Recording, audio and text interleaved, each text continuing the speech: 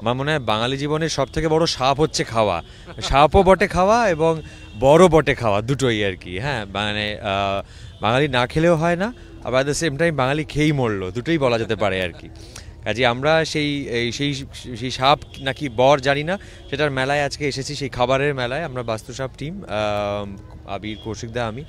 আর এত নানা রকম গন্ধ ভেসে আসছে চারপাশ থেকে যে একটু মনটা ওদিকে চলে যাচ্ছে। কাজে কথাটা খুব গুছিয়ে বলে উঠতে পারছি না অ্যাকচুয়ালি। কোনটা খাবার ইচ্ছে আছে সবার আগে?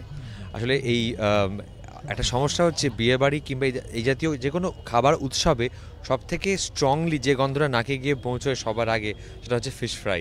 এবার সেই সারা বছর তো খাই না এই সমস্ত জিনিস, মানে এই ধরনের কোনো জায়গায় এলে তখন একটু লাইসেন্স নিয়ে মনে হয় আজকে একটুখানি খেয়ে নিই, কিছু হবে না আর কি। তো সেই গন্ধটাই হুড় করে নাকে এসে ঢুকছে, তাহলে ওইটার দিকে ধাওয়া করার একটা ইচ্ছে আছে আর কি। মুখে না বারবার জিভে জল এলে কথা বলতে খুব অসুবিধা হয়। হ্যাঁ, এবং আমরা বাস্তুসাপের টিমের তরফ থেকে সবাইকে আমন্ত্রণ জানাতে এবং এই আনন্দ অনুষ্ঠানে যোগ দিতে এসেছি। কিন্তু চারিপাশ থেকে পরম যেটা বললো যে ফিশ ফ্রাইয়ের গন্ধ, এক্ষুনি আমার পাশ দিয়ে একজন একটা কষা মাংস নিয়ে গেল। হ্যাঁ, এগুলো বিচ্ছিরি হচ্ছে কিন্তু। হ্যাঁ, এটা প্রচণ্ড আনন্দের, এবং আপনারা যারা দেখছেন টিভি, আপনারা জানেন না কি প্রচণ্ড পরিমাণে মিশ্র গন্ধ। এদিক থেকে মালাইকারির গন্ধ আসছে, এদিক থেকে মাংসর গন্ধ আসছে, ফিশ ফ্রাই সব মিলে সাংঘাতিক। এবং এটাই আমাদের সংস্কৃতির একটা বিরাট অংশ, বাস্তুর মতনই একটা আমাদের সংস্কৃতির অংশ। আর বাস্তু সাপের টিমের তরফ থেকে বলি, আপনারা অবশ্যই ছবিটা দেখবেন। আমি আগেই গন্ধটা পেয়েছি, ঢোকার আগেই একটা রোস্টেড চিকেন টাইপের একটা গন্ধ পেয়েছি।